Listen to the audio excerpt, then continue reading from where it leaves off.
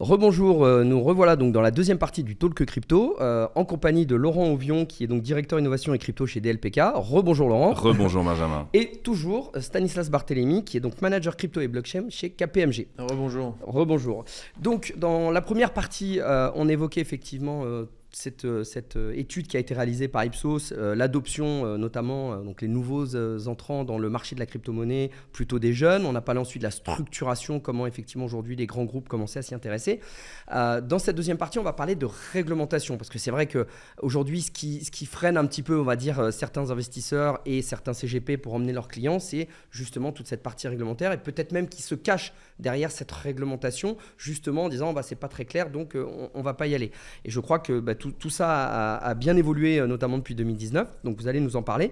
On peut parler de Mika, alors c'est pas le chanteur de Take It Easy, Mika, c'est quoi Stanislas du coup ? C'est Market in Crypto Asset et c'est le règlement européen qui confère un cadre aux cryptoactifs. Voilà, donc c'est pas le chanteur, on est bien d'accord. Non, on est d'accord. Donc on va parler de Mika, on va parler de réglementation. Laurent, du coup, il y a aussi un écart en Europe, je crois que tu veux évoquer ce sujet-là, entre la France et d'autres pays, et justement de permettre finalement d'arriver à un rattrapage à un moment donné.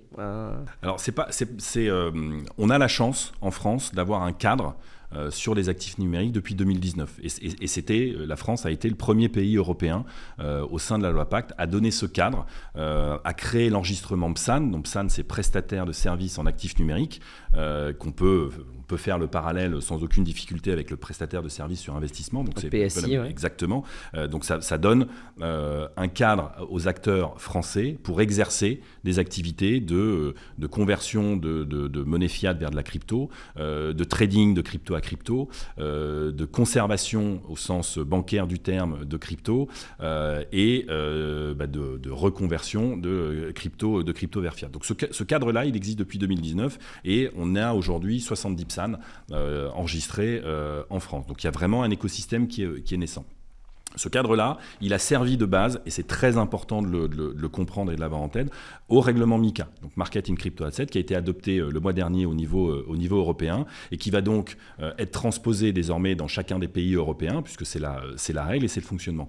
La chance que nous avons en France, c'est que la transposition, j'ai envie de dire, elle est faite de facto. Il y a quelques ajustements à faire. Alors ces ajustements étaient attendus par certains acteurs, notamment des acteurs institutionnels, pour être absolument certains de savoir où on va aller. Ce qui est extrêmement important dans le fait d'avoir un cadre, c'est que les règles sont claires, sont connues et sont figées dans le temps. Les États-Unis n'ont pas de cadre. Ils n'ont pas de cadre. Ils n'ont pas de cadre, les États-Unis. Ce qui arrive au phénomène FTX, finalement. FTX. Je vais peut-être un raccourci, mais FTX, c'était plutôt les Bahamas. D'accord. Voilà. Peut-être que ça a joué sur le fait que ce soit des entreprises qui soient allées offshore. Ouais. Exactement, mais disons que ce qui s'est passé pour FTX, pour le coup, on va pas le reprocher aux Américains, c'est pas du tout le cas. Mais l'avantage d'avoir un cadre, là où je te rejoins, c'est que tu peux pas avoir de FTX en France. C'est techniquement pas possible. Techniquement pas possible. Après, il faudrait vraiment mettre en place des choses extrêmement, mais c'est pas possible. On a l'AMF, l'autorité des marchés financiers, la CPR, qui encadre, qui audite, qui accompagne les acteurs PSAN, comme les acteurs PSI, comme les CIF, comme l'ensemble des acteurs de la chaîne de la gestion de patrimoine. Et ça, c'est très important. Après, on peut critiquer le cadre. On peut dire qu'il n'est pas ceci, qu'il n'est pas cela, que ce serait mieux s'il était machin. Mais au moins, nous, on a ce cadre. Ce qui fait qu'aujourd'hui, il faut quand même se rendre compte d'une chose et de la chance qu'on a en France, c'est que vous avez des acteurs qui sont des acteurs mondiaux, qui sont des géants des actifs numériques, qui viennent s'installer en France pour installer leur siège européen à Paris. Et ça, c'est une chance extraordinaire pour l'écosystème français des cryptoactifs et pour les acteurs de la gestion de patrimoine, parce que ça va nécessairement tirer tout le monde vers le haut et ça va nécessairement créer de la dynamique dans la création de nouveaux produits, dans l'innovation, dans la simplification des produits et surtout, vous allez avoir des acteurs français qui vont intervenir et opérer sur un marché avec les mêmes règles que Binance, avec les mêmes règles que Coinbase, et pour un acteur comme Conhouse, qui est notre premier partenaire chez Norcia, ça veut dire qu'il ne peut pas y avoir de concurrence déloyale, il ne peut pas y avoir de communication déloyale. Les règles du jeu sont exactement les mêmes, et donc nous, en tant qu'acteurs, qu'on travaille avec Conhouse ou qu'on travaille avec Coinbase ou qu'on travaille avec Binance ou un autre, c'est exactement la même chose. Et dans un premier temps, on ne va pas se cacher, on va préférer travailler avec un Conhouse, qui est un acteur voilà, avec lequel on s'entend très bien, qui est plus accessible. Donc c'est extrêmement important pour les conseillers en gestion de patrimoine de savoir que ce cadre existe et qu'il faut s'appuyer sur ce cadre. Et je pense que d'ailleurs, Stanislas, c'est un peu votre constat aussi, vous, chez KPMG, c'est les grands groupes du CAC 40 qui viennent vous voir aujourd'hui pour savoir comment est-ce qu'effectivement ils peuvent commencer à s'intéresser à ce sujet-là. J'imagine que aussi cette partie réglementation doit pouvoir les rassurer. Tout à fait, c'est ce qui explique que les premiers cas d'usage ou premiers passages en production, par exemple, ça concerne le luxe, c'est-à-dire qu'émettre des NFT, on est beaucoup moins dans une zone grise que quand on parle de avoir la conservation des fonds des clients et d'émettre ou de parfois vendre de la crypto à ses clients. C'est ce qui expliquera, MiCA permettra du moins, c'est un peu les canaux de distribution qu'on expliquait tout à l'heure, notamment le canal de distribution bancaire, c'est-à-dire que les banques attendaient MiCA, et c'est tout à fait normal. Je ne vois pas une banque commencer à pénétrer ce marché, sachant qu'il y a un flou. Ouais. Et c'est d'ailleurs tout le paradoxe, pour rebondir sur ce que disait Laurent, et je suis totalement d'accord avec lui, c'est tout le paradoxe de l'étude, c'est qu'on voit qu'en termes d'adoption, on est un peu en retard par rapport aux autres pays européens, avec des spécificités. Par exemple, l'Italie, il y a beaucoup d'anciens détenteurs, quasiment 10% de la population. C'est pas la mafia. Non, c'est sur les deux géographies, autant l'Italie du Nord que du Sud. Après, il y a différentes raisons, comme la manière dont est structurée l'Italie par rapport à la France, mais c'est pas tant le propos. Mais c'est qu'on a l'industrie crypto qui s'installe en France. Alors par le cadre. Pourquoi ? Parce qu'il y a le cadre ? Parce qu'il y a un cadre, et comme le disait Laurent, c'est que ça procède de 2019 et de la loi Pacte. C'est-à-dire qu'aujourd'hui, aux États-Unis, pourquoi il y a un peu cette fuite en avant ? C'est que tout est jugé par la SEC, l'équivalent AMF là-bas, tout est jugé à l'aune de réglementations qui datent des années 20 et 30 sur les titres financiers, ce qu'on appelle les securities.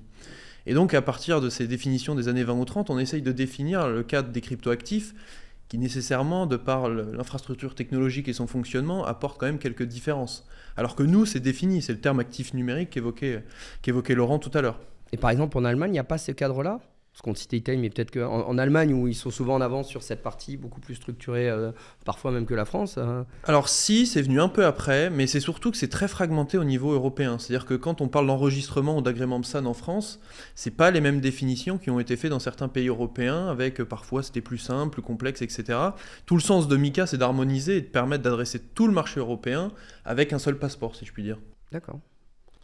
Très bien. Et donc, effectivement, vous, de votre côté, chez DLPK, par rapport à cette réglementation, ces perspectives, on parlait de private equity tout à l'heure. Comment finalement, ça se passe chez DLPK et comment vous voyez finalement l'ouverture et puis un peu l'avenir sur cette partie-là vous avez déjà ce partenariat avec Conhouse On a ce premier partenariat, il y en a d'autres qui arriveront évidemment parce que notre métier, et notamment chez Norcia, c'est d'être agnostique et de proposer à nos partenaires CGP les meilleurs produits avec les meilleurs acteurs. Donc c'est notre métier que d'aller sélectionner. Si je prends l'exemple des SCPI, on a 17 sociétés de gestion SCPI, on en propose à peu près 23. Donc c'est vraiment d'avoir la marketplace en architecture ouverte sur ces produits. Donc on fera exactement la même chose sur les actifs numériques. Après, on le fait de manière raisonnée et raisonnable. C'est-à-dire que c'est vrai qu'aujourd'hui, en toute transparence, les flux, la collecte, pour reprendre des termes traditionnels, la collecte sur les actifs numériques au sens large est plutôt balbutiante.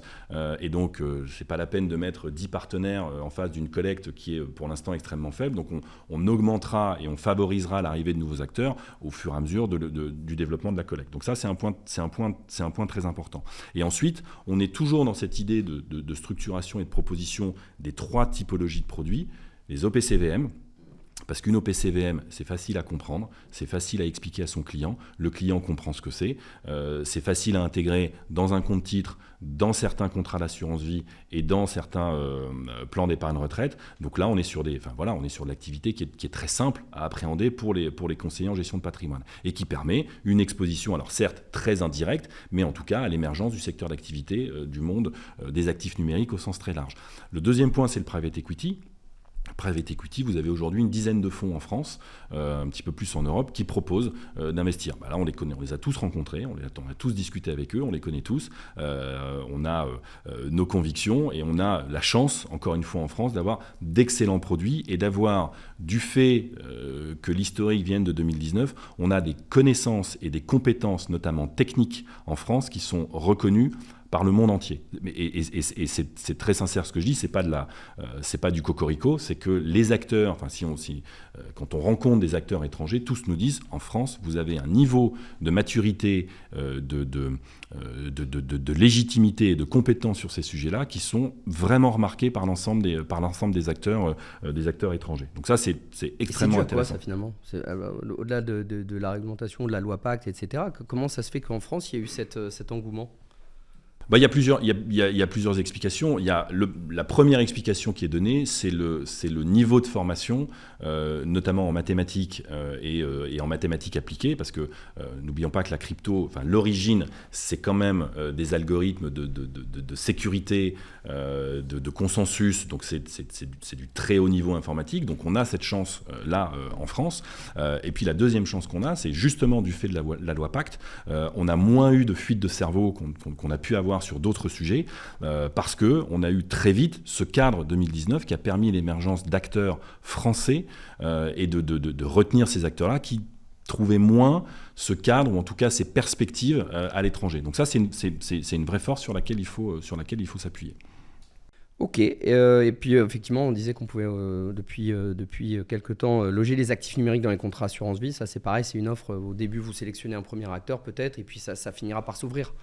Ça, c'est le point ça reste le point un petit peu noir du sujet, c'est que aujourd'hui, les assureurs refusent de loger des actifs numériques au sens strict du terme, c'est-à-dire que un produit qui investit dans des acteurs innovants, les assureurs, ça leur pose pas de problème. Mais dès que vous avez un petit bout de Bitcoin là, qui traîne quelque part, comme chez Thoban par exemple, ils n'en veulent pas. D'accord ? Donc ça, nous on considère chez DLPK et chez Norcia que c'est notre rôle de continuer la pédagogie, de continuer d'expliquer, de travailler avec les acteurs traditionnels, les assureurs et les banquiers, pour leur expliquer que c'est une position qu'il faudra modifier et à laquelle il va falloir à un moment se dire ok, maintenant on peut y aller. La loi Pacte le permet depuis 2019. La loi Pacte permet depuis le 2019 à un assureur d'intégrer des actifs numériques au sens Bitcoin pour résumer, dans un contrat d'assurance vie, dans certaines proportions, etc. Donc c'est pas une question de cadre réglementaire, c'est une question de choix, de politique d'investissement, d'univers d'investissement de la part des assureurs. Encore une fois, ils sont maîtres en la matière, ils décident de leurs univers d'investissement, mais c'est tout à fait possible. Donc c'est un de nos sujets pour l'année 2023, l'année 2024, 2025. On sera patient. Vous inquiétez pas, nos amis assureurs, nos amis banquiers, nous sommes patients. L'histoire nous donnera raison, si je puis me permettre. On vous le souhaite. Mais voilà. Mais on souhaite effectivement qu'il y ait un petit peu plus d'ouverture et qu'il y ait un petit peu plus de détente qui s'opère chez les acteurs traditionnels sur ces sujets. Ce serait pas plus facile au Luxembourg qu'en France chez les assureurs, par exemple ? C'est pas plus facile au Luxembourg en France. On a essayé, on s'était dit de manière très naïve, on s'était dit on va passer par le Luxembourg et puis ensuite ça remontera en France. Il se trouve que la plupart de nos interlocuteurs au Luxembourg sont des filiales d'acteurs français et on sait que ça coinçait. Enfin voilà, pour des politiques globales, on a dit non mais on va attendre un peu avant de le faire. Mais ça viendra. Et encore une fois, je comprends, Stanislas le disait, je comprends qu'un assureur et un banquier se disent attendez, moi j'attends un cadre européen parce que je suis un acteur global et moi j'attends de savoir très exactement comment, dans quelles conditions je pourrais opérer. Ce cadre existe, formidable, il va être transposé en France, extraordinaire, il sera très proche de ce qui existe depuis 2019 et donc on va pouvoir commencer ces travaux-là avec les assureurs. Super, messieurs, on a tout dit ? Je crois qu'on a été complet. Juste une donnée pour revenir sur l'étude, c'est à peu près 20 à 25 milliards d'euros qui ont été investis dans les cryptos par les Français. Juste pour donner un élément de marché quand on parlait de collecte tout à l'heure. Ah oui, et ça va augmenter avec l'adoption. Aujourd'hui, c'est entre 20 et 25 milliards. Qui a été investi. C'est pas la valorisation. C'est pas la valorisation parce que forcément ça a baissé, mais il y a eu entre 20 et 25 milliards. D'accord. C'est pas mal quand même en termes de collecte. Ça commence à... Il y aurait certains acteurs qui seraient contents d'avoir cette collecte-là. Et encore une fois, un dernier point pour nos partenaires conseillers en gestion de patrimoine. Stanislas l'a plusieurs fois évoqué. Il y a un vrai rôle, il y a une vraie position à prendre en termes de conseil, en termes d'accompagnement, en termes de confiance à destination des clients particuliers et des entreprises, parce que on parle de réglementation, on parle d'AMF, on parle d'ACPR, on parle de MICA, on parle de loi Pacte. Le particulier au final qui fait son investissement, il n'est absolument pas au fait de tout ça et il peut potentiellement faire un mauvais choix de plateforme, un mauvais choix de produit, un mauvais choix. ça existera encore malheureusement longtemps. C'est le rôle d'un conseiller en gestion de patrimoine de dire ok, tu veux faire ça, le cadre français t'oriente vers plutôt tel acteur, Conhouse, pour les citer encore une fois, puisque c'est notre partenaire. Il y en a d'autres, Debsan, il y en a 70 en France. Et il y a vraiment, je pense qu'il peut y avoir une prime aux premiers arrivants sur ces sujets-là. Les banques et les assureurs vont tarder un peu. Amis conseillers en gestion de patrimoine, prenez les devants et prenez les parts de marché avant qu'elles soient captées par des acteurs plus importants. Oui, je me permets une dernière phrase, c'est quand on regarde, on a parlé de ceux qui ont adopté les cryptoactifs, mais ceux qui ne l'adoptent pas, on a quantifié les raisons, et une des raisons c'est je ne comprends pas, j'ai besoin de conseils quelque part. Donc ça rejoint ce que dit Laurent.